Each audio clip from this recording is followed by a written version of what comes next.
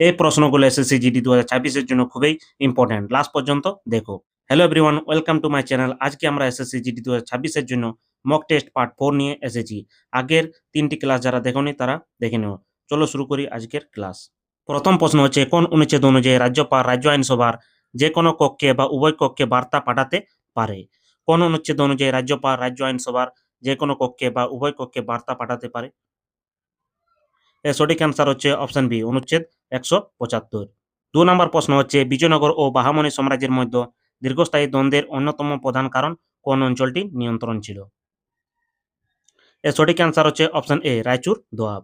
রায়চুর দোয়াব হলো কৃষ্ণা ও তুঙ্গভদ্রা নদীর মাঝখানের এলাকা। এই জায়গাটি কৃষিকাজের জন্য ভীষণ উর্বর ছিল এবং খনিজ সম্পদও ভরপুর ছিল। আর এই সম্পদের দখলের জন্য বিজয়নগর ও বাহামনি সাম্রাজ্যের মধ্যে বছরের পর বছর যুদ্ধ চলেছিল। 3 নাম্বার প্রশ্ন হচ্ছে, ভারতের দ্বীপপুঞ্জ সম্পর্কে নিচের কোন বিবৃতিটি বা বিবৃতিগুলো সঠিক? প্রথম আছে লাক্ষাদ্বীপ মূলত প্রবাল প্রাচীর দ্বারা গঠিত। 2 নাম্বার আছে ব্রেন দ্বীপ, যা ভারতের একমাত্র সক্রিয় আগ্নেয়গিরি আন্দামান ও নিকোবর দ্বীপপুঞ্জে অবস্থিত। 3 নাম্বার আছে 10 ডিগ্রি চ্যানেল আন্দামান ও লাক্ষাদ্বীপকে একে অপরের থেকে বিচ্ছিন্ন করেছে। এর সঠিক উত্তর হবে অপশন এ, অর্থাৎ 1 ও 2 নম্বর বিবৃতিটি সঠিক, কিন্তু 3 নাম্বারটি ভুল, কারণ 10 ডিগ্রি চ্যানেল আন্দামান ও লাক্ষাদ্বীপকে নয়, বরং আন্দামান এবং নিকোবর দ্বীপপুঞ্জকে একে অপর থেকে আলাদা করেছে। তাই সঠিক উত্তর হবে কি অপশন এ, শুধুমাত্র 1 এবং 2 বিবৃতিটি সঠিক। 4 নাম্বার প্রশ্ন হচ্ছে, ক্রিকেট খেলায় মাটি বা পিচ থেকে স্টাম্পের উচ্চতা কত? ক্রিকেট খেলায় মাটি বা পিচ থেকে স্টাম্পের উচ্চতা কত? এর সঠিক অ্যান্সার হচ্ছে অপশন সি, 28 ইঞ্চ।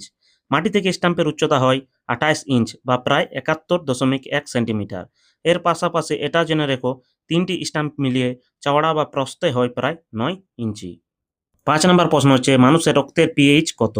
মানুষের রক্তের পিএইচ কত? এর সঠিক অ্যান্সার হচ্ছে অপশন সি, 7.4। আমরা জানি পিএইচ স্কেলে 7 হলো নিরপেক্ষ, 7 এর নিচে হলে তা অ্যাসিডিক এবং 7 এর ওপরে হলে তা ক্ষারীয়। যেহেতু রক্তের পিএইচ 7.4, তাই মানুষের রক্ত হলো হালকা ক্ষারীয়। 6 নম্বর প্রশ্ন হচ্ছে, ওয়ার অ্যান্ড পিস বইটি কে লিখেছেন? ওয়ার অ্যান্ড পিস বইটি কে লিখেছেন? এর সঠিক অ্যান্সার হচ্ছে অপশন বি, লিও টলস্টয়। 7 নম্বর প্রশ্ন হচ্ছে, 2025 সালের খেলো ইন্ডিয়া যুব গেমস কোথায় অনুষ্ঠিত হয়েছিল? 2025 সালের খেলো ইন্ডিয়া যুব গেমস কোথায় অনুষ্ঠিত হয়েছিল? এর সঠিক অ্যান্সার হবে অপশন ডি, বিহার। 8 নম্বর প্রশ্ন হচ্ছে, জীবক গ্রন্থটি কে রচনা করেন? জীবক গ্রন্থটি কে রচনা করেন?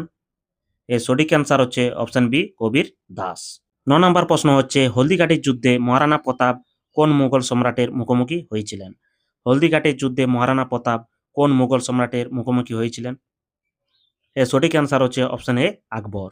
1576 সালে রাজস্থানের হলদিঘাটি নামক জায়গায় এই ঐতিহাসিক যুদ্ধটি হয়েছিল। 10 নম্বর প্রশ্ন হচ্ছে, সম্প্রতি প্রকাশিত এনবি স্টেটস ইন্ডিয়া 2025 রিপোর্টটি কোন মন্ত্রক বা সংস্থা দ্বারা প্রকাশ করা হয়েছে? এর সঠিক অ্যান্সার হচ্ছে অপশন ডি, পরিসংখ্যান ও কর্মসূচি রূপায়ণ মন্ত্রক।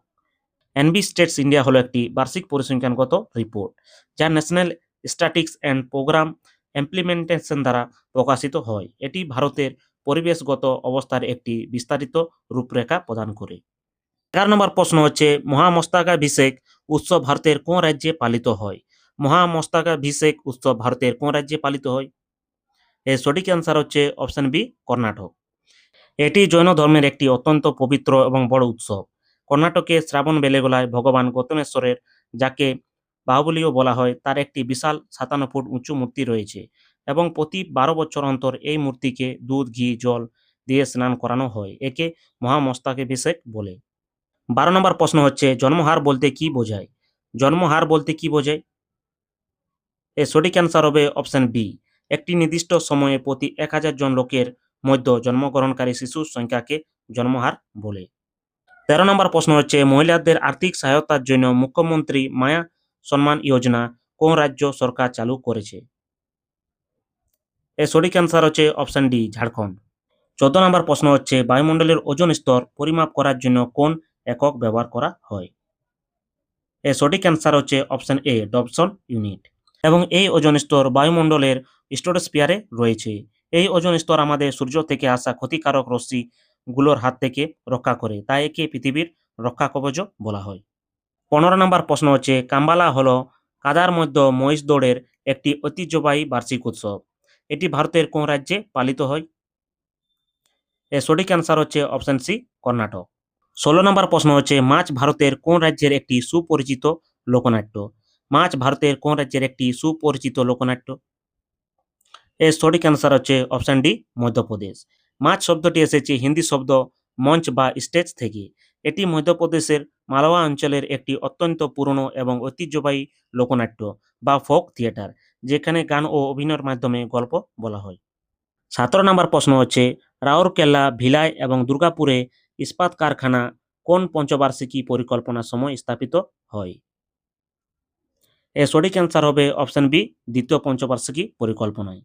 ভারতের দ্বিতীয় পঞ্চবার্ষিকী পরিকল্পনার সময়কাল ছিল ১৯৫৬ থেকে ১৯৬১ পর্যন্ত এবং এই পরিকল্পনাটির মডেলটি তৈরি করেছিলেন মহালানা বিস।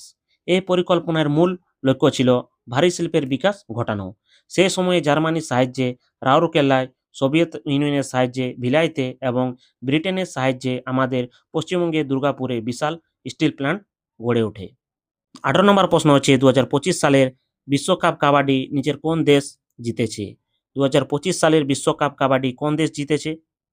এর সঠিক অ্যান্সার হচ্ছে অপশন বি, ভারত। ১৯ নম্বর প্রশ্নটি হচ্ছে ২০১১ সালের জনগণনা অনুযায়ী ভারতের কোন রাজ্যের শিশু লিঙ্গ অনুপাত সর্বনিম্ন? ২০১১ সালের জনগণনা অনুযায়ী ভারতের কোন রাজ্যের শিশু লিঙ্গ অনুপাত সর্বনিম্ন? এর সঠিক অ্যান্সার হচ্ছে অপশন ডি, হরিয়ানা। ২০ নম্বর প্রশ্ন হচ্ছে তাৎকার বা দ্রুত পায়ের কাজ কোন ধ্রুপদী নৃত্যের মূল বৈশিষ্ট্য? তাৎকার বা দ্রুত পায়ের কাজ কোন ধ্রুপদী নৃত্যের মূল বৈশিষ্ট্য? এর সঠিক অ্যান্সার হচ্ছে অপশন বি, কত্থক। কত্থক হচ্ছে উত্তরপ্রদেশের একটি শাস্ত্রীয় নৃত্য। এই নৃত্যে পায়ের সাহায্যে দ্রুত গতিতে নৃত্য করা হয়, একে তাৎকার বলে। তাহলে আজকের মক টেস্ট আমাদের এখানে শেষ। তোমার স্কোর কত হলো কমেন্টে জানাও। এসএসসি জিডি ক্র্যাক করতে চাইলে এই সিরিজ ফলো করো। জয় হিন্দ।